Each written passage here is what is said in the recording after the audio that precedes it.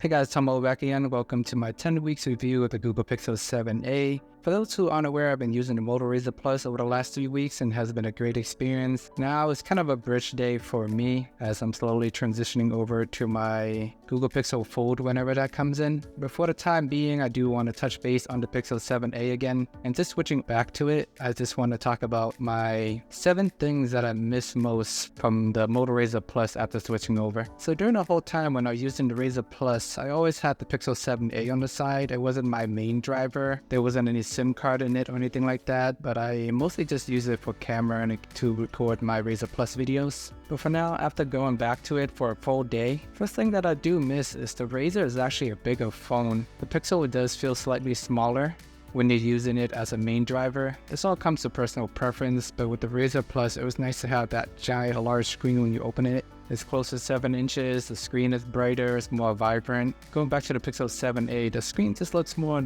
dull and pale, and it's just a smaller phone. Ironically, the Razr Plus, when you fold it up, it turns out to be a smaller phone, but it does have the flexibility to be a bigger phone. So it kind of gives you the best of both worlds, which I do miss. Second thing that I miss from the Razr Plus is not a game-changing feature or anything, but just simply turning Wi-Fi on and off. I don't know why Google made it so complicated to turn off the Wi-Fi. You have to hit the internet button, and then you have to hit the Wi-Fi button. It's 2 steps versus Motorola, Samsung, and basically any other Android phones in the world. Besides the stock Google Android experience, you have to tap so many times just to turn off the Wi-Fi. There's never a situation where I want to turn off my 5G. Either want my Wi-Fi on or off. So that part is probably the most annoying part of owning a Google Pixel phone for me. Next on the list is just storage. The Pixel 7a comes with 128GB of storage. If you want higher storage, I get the Pixel 7. The Moto Razr Plus, it comes stock at 256GB, and I just find that it has a bunch of flexibility and just room for me to use my phone. I recorded a lot of daily videos. I do upload them to the cloud when it's done, and I do something similar on the Pixel 7a as well.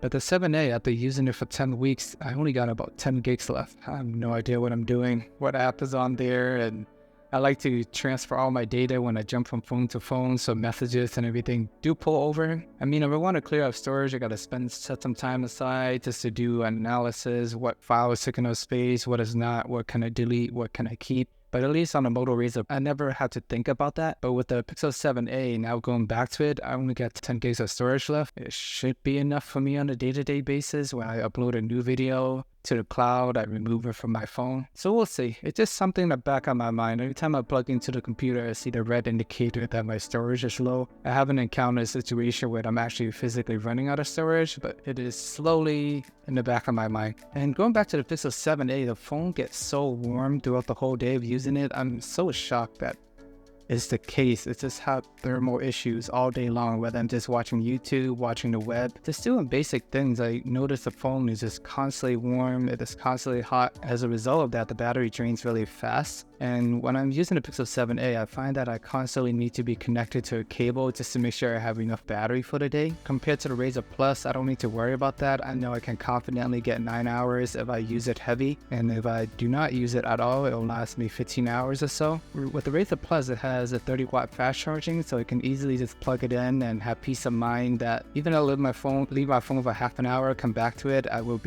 have enough juice for me to last throughout the day. But with my Pixel 7a, I find that I have to have the cable connected all the time. And when I come back to it, you would think you get another 50 to 70%, but you end up getting 10% or something, just charging your battery for half an hour. And that's just due to the thermal issue going on with this phone. I feel like it's constantly overheating. So even when you charge it, it doesn't charge as fast as it can because it's draining just as fast, if that makes sense. And next thing I do miss is just the fingerprint sensor on the Razr Plus and also the face unlock. I just find like the Razr Plus intuitively, every time I hold it, whether his phone is open or closed, my fingers automatically glide to the fingerprint sensor and I can unlock my phone pretty easily. With the Pixel 7a, there's a lot of friction every time it's on the desk. I have to touch it multiple times because if it's on the desk, my face unlock may not necessarily work because my phone is facing up. So I have to touch it with my thumb and I gotta position a certain way. Sometimes I use my index finger, it doesn't work. I have to try at least 2 to 5 times depending on certain cases just to unlock my phone. It's a lot of steps. When I'm using the Razr Plus,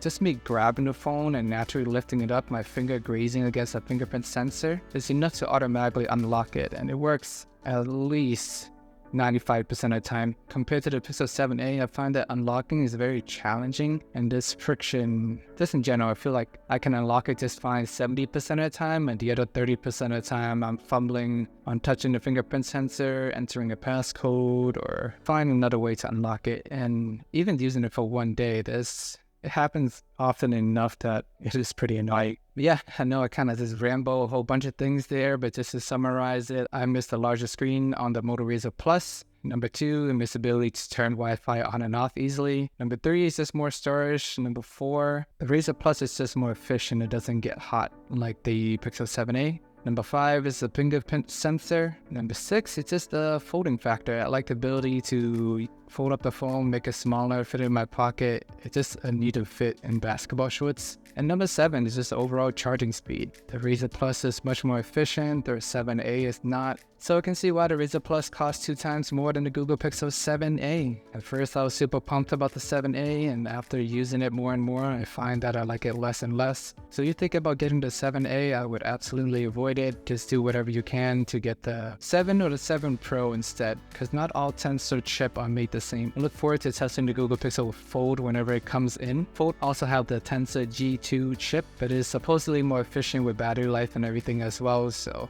look forward to testing that. The Tensor G2 on the 7a actually runs hotter than the regular 7 and 7 Pro, so that's pretty interesting to see. That's something that I did find out after doing some more research. So long story short, not all Tensor G2 are made the same. I would not recommend this phone.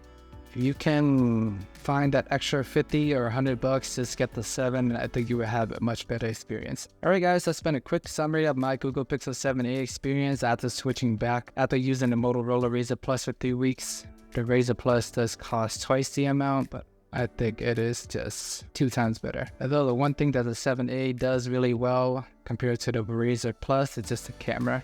So that is a top priority for you, and you're on a super tight budget, the 7a is a better choice. But if you have a wider budget and care about all those other things more, I like the Razr experience better after using it over the last 3 weeks. Alright guys, let me know if you have any questions, concerns, thoughts about the Google Pixel 7a or the Razr Plus. Please check out my daily vlogs on the Razr Plus or the Google Pixel 7a if you haven't already. I already did 42 days with the Pixel 7a previously before switching over to Motorola for 3 weeks.